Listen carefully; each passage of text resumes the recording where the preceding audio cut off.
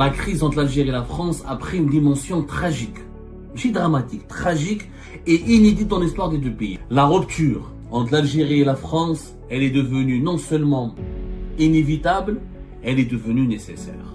Il faut que les relations diplomatiques entre les deux pays soient rompues. Il faut que les deux pays ne se parlent plus, se séparent pendant une période bien précise. L'Algérie d'aujourd'hui, telle qu'elle est dirigée, telle qu'elle fonctionne, n'est pas du tout capable ni de se fondre dans un processus de réconciliation ou d'apaisement avec ses partenaires les plus importants, notamment la France. L'Algérie et la France, l'heure du divorce est venue. Au lieu d'avoir des relations toxiques, il vaut mieux se séparer. Eh bien, l'Algérie et la France ont des relations aujourd'hui toxiques. Depuis l'emprisonnement de Bachir el-Assad et la chute du régime de Bouteflika, les services de renseignement ont été clochardisés. Mais c'est ils les utilisent comme des instruments, mais ils ne les utilisent pas comme des interlocuteurs. L'Algérie ne pourra rien tirer de la part de la France ne pourra pas coopérer convenablement avec l'Algérie et les relations entre les deux pays seront toujours malsaines. La crise entre l'Algérie et la France a pris une dimension tragique, dramatique, tragique et inédite dans l'histoire des deux pays. Jamais les deux pays n'ont été aussi au bord de l'incompréhension, au bord du gouffre, un gouffre d'incompréhension, de malentendus, de tensions, de reproches et de ressentiments. Jamais les relations entre les deux pays n'ont été aussi empoisonnées. Depuis l'indépendance de l'Algérie jusqu'à aujourd'hui, nous n'avons jamais connu des séquences aussi tendues, des séquences aussi alarmantes de crise entre les deux pays. Tout à l'heure, nous allons vous préparer une émission sur comment les enquêtes des services de sécurité ici en France se sont élargies à plusieurs autres influenceurs proches du régime algérien, qui travaillaient pour le régime algérien, qui répercutaient, qui reproduisaient sa propagande, qui diffusaient sa propagande en France, qui insultaient, qui menaçaient, qui harcelaient, qui diffamaient, qui dénigraient, qui voulaient organiser les opposants algériens et les détracteurs du régime algérien, qui tentaient d'organiser sur le sol français des rassemblements, des contestations, des actions de contestation, des actions de violence contre les membres de la diaspora algérienne qui étaient mobilisés et favorables au Hirak et au changement démocratique et à la fin du régime dictatorial en Algérie. Il y a aujourd'hui, depuis le début de cette année, et je pense que ça va durer plusieurs jours, pour ne pas dire vraiment plusieurs semaines, il va y avoir beaucoup de tensions entre Alger et Paris, parce que ni Alger ni à Paris ne sont prêts à se parler, ou elles ne se trouvent dans les dispositions nécessaires pour pouvoir se parler. Anna, je vous ai promis une émission durant laquelle on propose une solution. Quelle est la solution? Comment peut-on sortir de l'impasse actuelle? Comment peut-on sortir de ce gouffre d'incompréhension, de ressentiment, de reproches, de tensions, de menaces et d'intimidation pour aller vers l'apaisement entre les deux pays? Je pense aujourd'hui, je vais le dire très sincèrement, et je pèse mes mots, la rupture entre l'Algérie et la France, elle est devenue non seulement inévitable, elle est devenue nécessaire. Il faut rompre. Il faut que les relations diplomatiques entre les deux pays soient rompues. Il faut que les deux pays ne se parlent plus, se séparent pendant une période bien précise pour permettre aux dirigeants et à la population et aux sociétés civiles et aux élites de ces deux pays de bien réfléchir sur le mode de relation qu'il faut établir entre l'Algérie et la France. L'Algérie d'aujourd'hui, telle qu'elle est dirigée, telle qu'elle fonctionne, telle qu'elle respire, vu sa manière, comment elle évolue dans le monde et ses rapports et le mode de fonctionnement de ses rapports avec son environnement international, n'est pas du tout capable ni de se fondre dans un processus de réconciliation ou d'apaisement avec ses partenaires les plus importants, notamment la France. Je vous le dis sincèrement, le constat, et je vais vous donner le pourquoi du comment. L'Algérie et la France, l'heure du divorce est venue.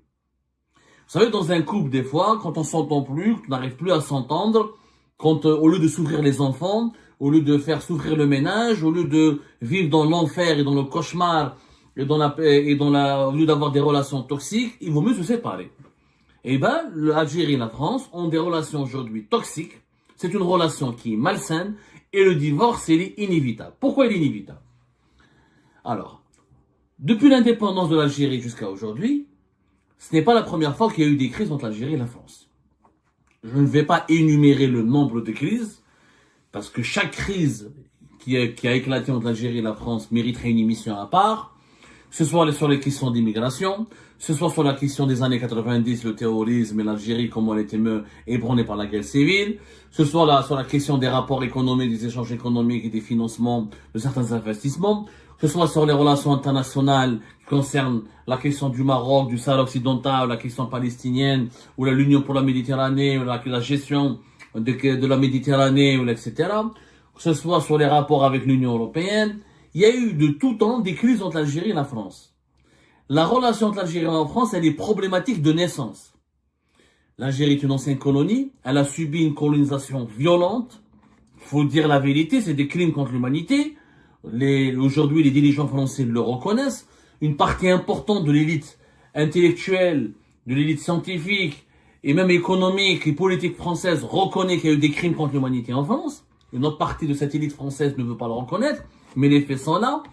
À la naissance de l'Algérie indépendante, les relations ne pouvaient être que compliquées. Parce que on a affaire à l'ancien colonisateur qui a quand même fait subir des massacres et des traitements inhumains à la population algérienne.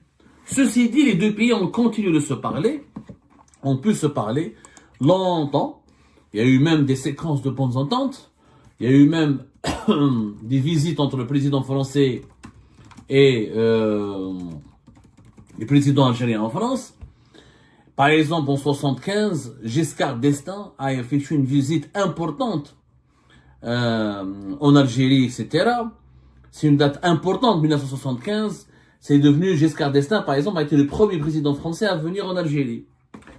Il y a eu des séquences, malgré tous les problèmes historiques, de mémoire et de ressentiment et d'incompréhension et de problèmes à juste titre. Et vous imaginez à la place de l'Algérie, un pays qui a été colonisé, massacré, même si la France a laissé derrière elle des villes entières, un patrimoine historique, un patrimoine urbain, un patrimoine industriel important, sauf qu'il n'a pas été construit pour les Algériens, pour les indigènes et pour les Européens, les 1 million et quelques de pieds noirs et d'Européens, de colons européens qui vivaient en Algérie et qui sont d'ailleurs partis après 1962. Mais les relations ont réussi à exister. L'Algérie et la France ont pu coexister, créer des rapports, créer de la coopération, faire des accords comme l'accord migratoire de 1968, faire un certain nombre d'accords. Il y a plusieurs accords entre l'Algérie et la France. Pour l'enseignement supérieur, dans la sécurité, contre le terrorisme. Il n'y a pas uniquement l'accord migratoire de 1968. Il y a eu une liste importante d'accords. Mais ça, on le fera une émission à part. Donc, on ne peut pas tout dire dans une seule émission. La coopération algéro-française, elle est énorme. Il y a un accord dans la sécurité sociale, il y a un accord dans l'enseignement, dans l'éducation, dans les échanges scientifiques, les échanges culturels. Il y a l'Agence française de développement qui investit régulièrement en Algérie. L'Algérie fait partie des pays les plus importants sur le continent africain qui bénéficient de l'aide au développement de la part de la France. Il y a une présence importante, il y a un héritage du passé. Malgré cet héritage lourd du passé, quand même, cet héritage du passé a permis aux deux pays de coexister. La communauté algérienne en France, qui a quand même beaucoup d'Algériennes et d'Algériens qui ont émigré en France, y compris juste après l'indépendance du pays. Beaucoup d'Algériennes et d'Algériens n'ont pas fait le choix de rester en Algérie, mais ils ont fait le choix de revenir en France ou de rester en France pour faire leur vie, malgré l'indépendance du pays. Donc il y a eu des passerelles et des liens. Avant, quand il y avait des crises, il y avait 3 spécificités qui permettaient aux deux pays de surmonter rapidement ces crises et de rester unis. Unis dans une forme de coopération utile pour les deux pays. Que ce soit pour le régime, on va dire, les démocrates progressistes, les opposants algériens pourraient dire que la coopération algéro-française profite plus aux dirigeants algériens qu'au peuple algérien. C'est un reproche qui est légitime et qu'on peut l'expliquer plus tard. Mais en tout cas, les échanges commerciaux, politiques, diplomatiques ont toujours été maintenus et à chaque fois qu'il y a une crise, quelques semaines après, les crises, malgré quelques mois, même, on va dire quelques mois, elles sont surmontées.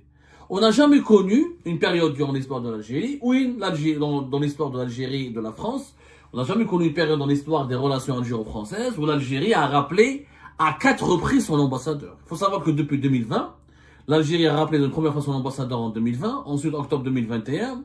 Première fois, c'était entre juin et mai 2020. Une deuxième fois, troisième fois en février 2023. Et là, depuis fin juillet 2023, il n'y a plus d'ambassadeur, depuis fin juillet 2024, il n'y a plus d'ambassadeur algérien à Paris. Ça fait quand même plus de 6 mois. C'est la première fois où l'Algérie, je ne connais pas une autre période de l'histoire, où l'Algérie a laissé son ambassade vide pendant plus de 6 mois. C'est la première fois. Avant, pourquoi on n'avait pas ce genre de situation? Parce que d'abord, un élément important, il y avait les services de l'enseignement. Les services de l'enseignement algériens et français ont toujours travaillé ensemble pour résoudre toutes les crises entre les deux pays. Que ce soit les services de l'enseignement pour les années 70 ou les années 80, surtout depuis les années 90 et les années 2000, à l'époque du DLS du général Toufir, à l'époque de Qasdi Merbah, à l'époque de bien avant, même Fiour Boumedienne, même Fiour Chadli, les services de l'enseignement algérien et les services de l'enseignement français ont toujours été les roues de secours des deux pays. Je parle là des roues de secours, qu'est-ce que ça veut dire? Ça veut dire que quand les deux pays quand les dirigeants politiques des deux pays étaient classe, ils se sont lancés dans des bras de fer, où ils étaient confrontés à des incompréhensions, où se sont vraiment disputés, il y avait des querelles graves, les services d'enseignement, grâce à leur classe, à leurs intelligences, à leur pragmatisme, à leur savoir-faire, à leur savoir-vivre, et à leurs canaux informels, tout était réglé par les services de l'enseignement. Les services de l'enseignement entre l'Algérie et la France, il y a une histoire, parce qu'il y a deux histoires. Il y a l'histoire officielle et il y a l'histoire non officielle, qui a été écrite par la coopération entre les services de l'enseignement.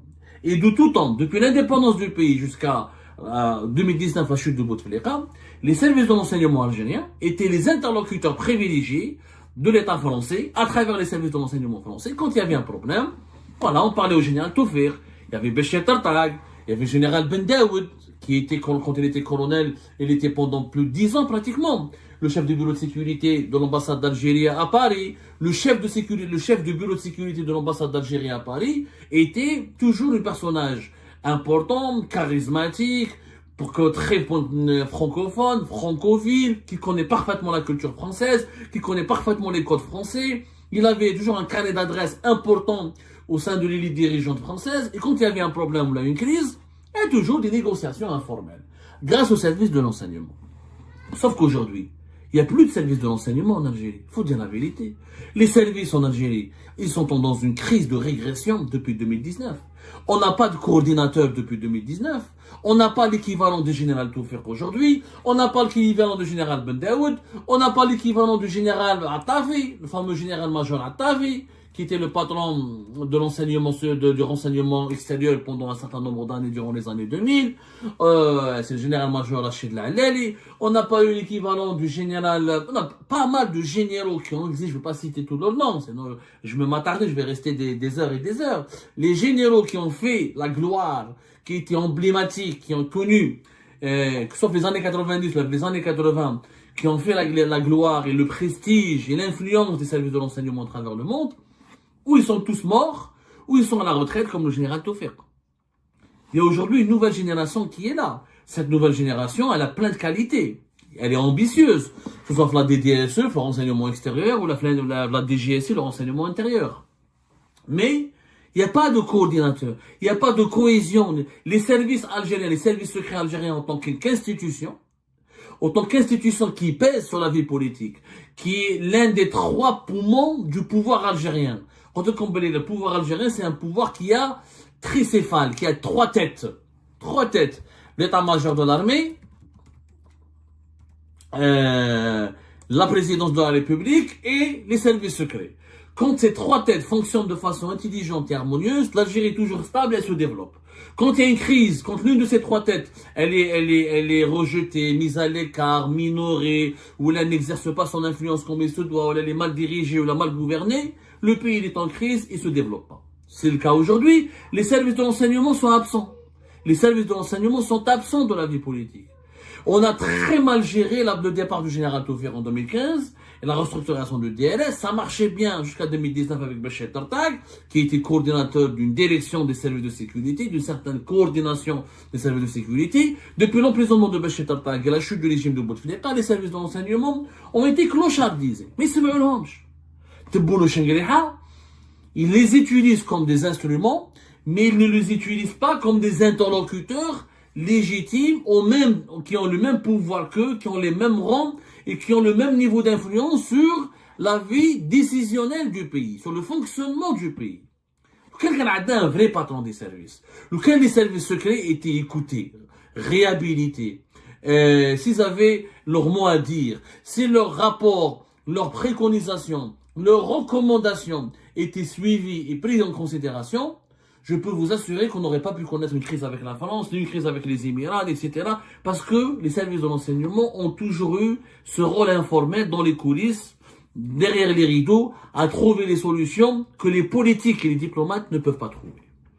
Donc, c'est un premier problème qui explique pourquoi aujourd'hui l'Algérie et la France n'arrivent pas à se réconcilier. Et tant que nous n'avons pas en Algérie des services de renseignement structurés comme avant, forts et puissants, l'Algérie ne pourra rien tirer de la part de la France ne pourra pas coopérer convenablement avec l'Algérie et les relations entre les deux pays seront toujours malsaines.